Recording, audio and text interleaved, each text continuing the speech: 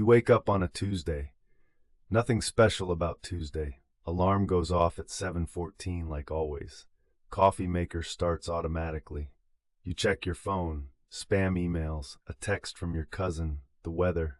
Then you open your bank app. The number doesn't register at first. Your brain sees it and rejects it. You close the app, open it again. Same number, $650 million. You sit on the edge of the bed for 11 minutes. You don't call anyone. You don't scream.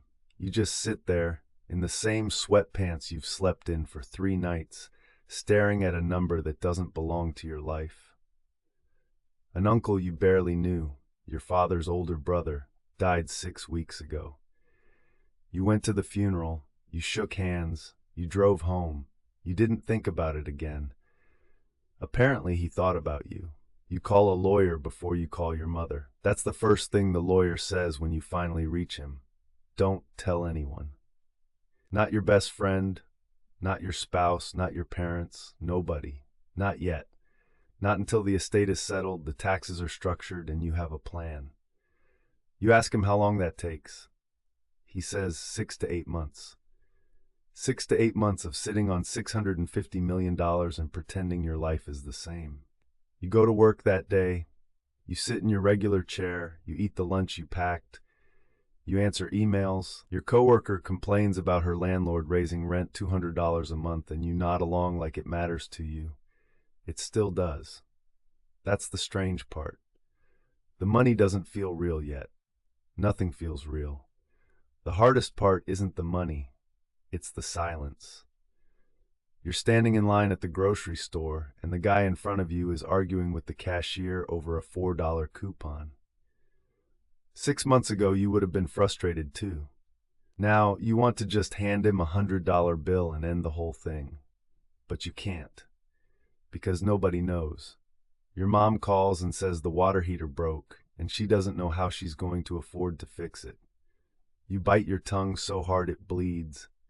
You say, "I'll figure something out," and wire her $800 from your regular checking account, the one with $4,200 in it, and tell her you saved up. You watch your friends stress about things you could erase with a phone call. Student loans, car repairs, medical bills, and you say nothing. You smile. You offer advice. You pretend. The secret is heavier than you expected. Here's what nobody tells you about having money before you spend it. You sleep better.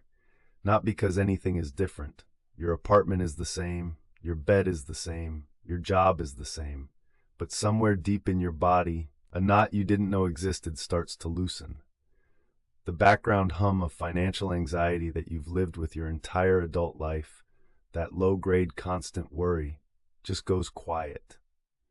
You don't realize how loud it was until it stops. You start noticing things you never had time to notice. The way the light comes through your kitchen window in the morning. The fact that you actually like your city when you're not rushing through it stressed. The people in your life, which ones make you feel good, which ones drain you. You start moving slower. You stop checking your phone every 5 minutes. You haven't spent $1 yet, and your life is already changing. By month 3, you have a team, a lawyer, a financial advisor, a tax strategist, a private banker. None of them know each other. That's on purpose. They walk you through the numbers. After federal taxes, state taxes, legal fees, you're looking at somewhere between $380 and $410 million, depending on how it's structured. Still $380 million. The advisor lays out a conservative plan. Put $300 million into a diversified portfolio, index funds, bonds, real estate trusts. At a 4% withdrawal rate, that's $12 million a year. Every year, without touching the principal, without ever working again. $12 million a year for the rest of your life. You ask him what most people do wrong. He says they move too fast. They tell too many people. They make big decisions while they're still in shock. They think money solves problems it doesn't solve. You write that down. You don't buy a mansion. You don't buy a Ferrari. You don't fly first class just yet. You don't quit your job dramatically. You don't show up differently. You upgrade your apartment. Same neighborhood, nicer building, one floor up. You buy a used car that's 2 years newer than your old one. You start eating better. You get a trainer. People notice you seem less stressed. They assume you're doing yoga. You let them assume. The one thing you do spend money on, immediately, quietly, no questions asked, is your parents' house. You pay it off.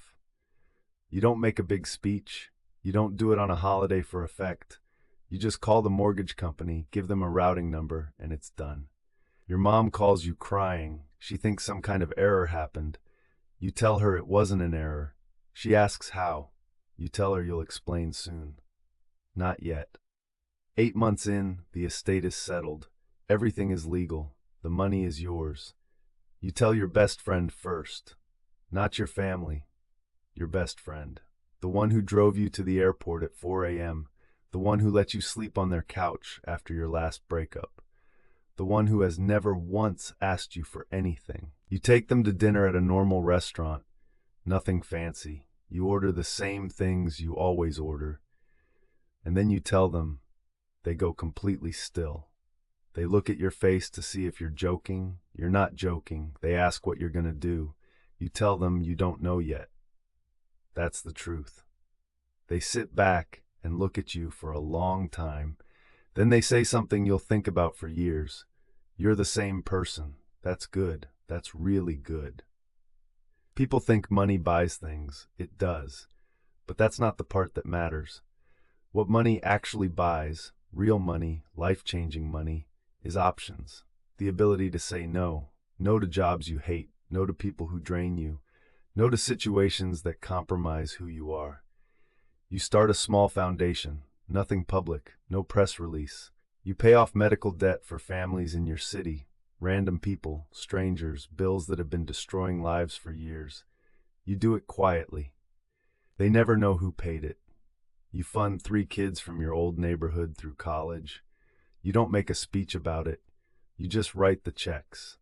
You still wake up at 7:14. You still make coffee. You still text back your cousin. Your life looks almost exactly the same from the outside. But on the inside, the version of you that used to lie awake at 3 a.m. running numbers, worrying about next month, trying to stretch a paycheck, that person is gone. You didn't buy happiness. Nobody buys happiness. But you bought something close. You bought peace. POV, you were there.